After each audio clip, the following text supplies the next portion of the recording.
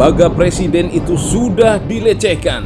Penulis adalah Dairi Sudarman, pemerhati politik dan kebangsaan. Konten narasi ini dimulai dengan satu pertanyaan menggugat, masih adakah tersisa suatu etika kepantasan, kepatutan, kepatuhan, dan kepanutannya?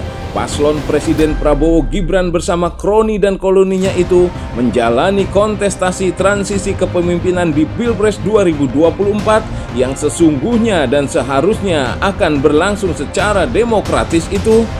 Rasa-rasanya sudah tidak ada. Urat malu dan kendali hawa nafsu syahwat sudah diberangus oleh ambisiusisme buta kekuasaan.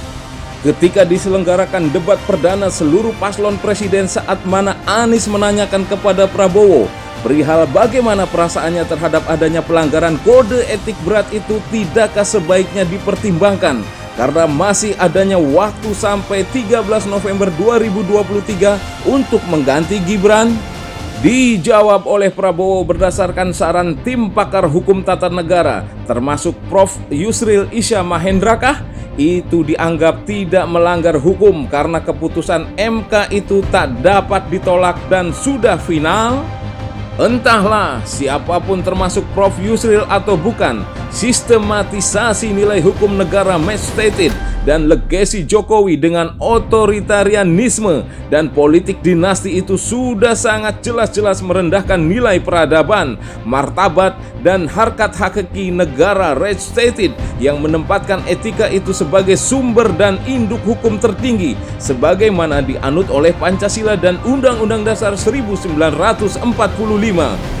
Dan ukuran ketaklulusan ujian etika kepantasan, kepatutan, kepatuhan, dan kepanutan pun rupanya masih akan terus berlangsung.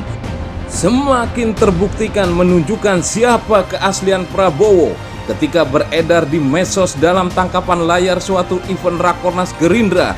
Teriakan narator Prabowo melontarkan kalimat etik endasmu. Itulah betapa sangat temperamen emosi Prabowo yang bila mana menjadi presiden, rakyat tentulah tidak akan mau diselimuti situasi dan suasana keseharian dan kesehatian kenegaraan dan kebangsaan kelak akan selalu diricuhkan dan digegerkan dengan masalah sangkawut karena emosi pribadinya sendiri.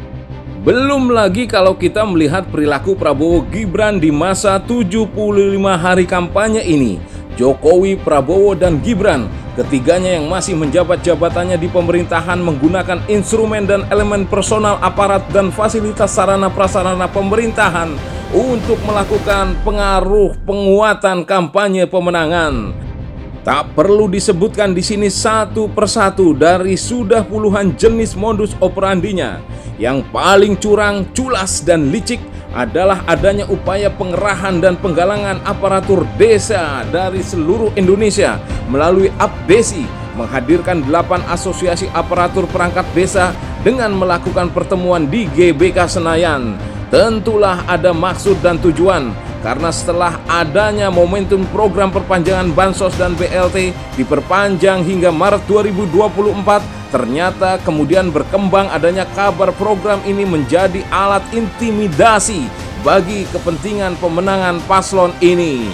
Dan sudah pasti, ini tak terlepas dari aparatur perangkat desa dalam pengelolaannya. Juga PPATK belakangan menangkap adanya indikasi pelanggaran dalam hal penggalangan dana bagi kepentingan pemenangan kampanye paslon tertentu berasal dari sumber-sumber dana ilegal, salah satunya dari tambang minerba ilegal. Jumlahnya tereskalasi triliunan.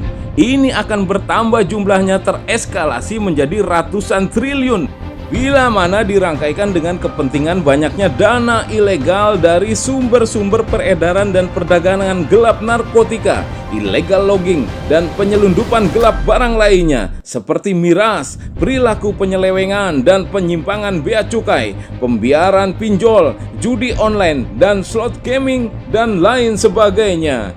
Itu semua tata kelolanya harus melibatkan para pemegang kewenangan, terutama aparat kepolisian dan militer yang juga sudah terendus bau kebusukan, konspirasi, dan kolusinya. Ini semua sungguh-sungguh sangat membahayakan bagi terwujudnya terselenggara Pilpres 2024 yang jujur dan adil, yang akan mengancam ambruknya nilai fairness sebagai pilar demokrasi.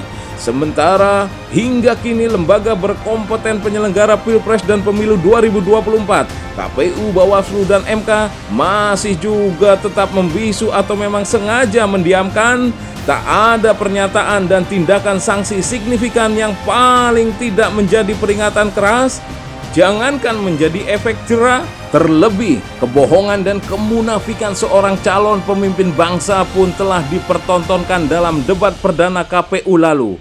Mas Anies, rakyatlah yang akan menentukan saya dipilih atau tidak. Saya tidak perlu jabatan. Sorry ye. Tetapi terhadap pernyataan ambigunya itu sangat berlawanan dengan begitu sangat keras, ambisius, ngotot, dan melakukan penghalalan segala cara untuk meraih jabatan dan kelembagaan presiden itu. Pertanyaan selanjutnya, lantas apakah itu tidak berarti melecehkan kelembagaan presiden itu sendiri? Karena jabatan presiden itu akan melekat pada dirinya sendiri, apakah itu tidak berarti juga melecehkan dirinya sendiri? Seperti terjadi pada simbolisasi gemoy, disematkan ke tetua yang sesungguhnya sudah tak patut, tak santun, dan tak lucu. Karena lembaga kepresidenan adalah suatu keseriusan sebagai lembaga terhormat yang akan menentukan nasib rakyat dan pri kehidupan bangsa ke depan, bukan lembaga gemoy hanya untuk main-main menari dan mempertontonkan kelucuan. Jawabannya pastilah rakyat akan memilih calon presiden gemoy yang penuh keberpura-puraan pula.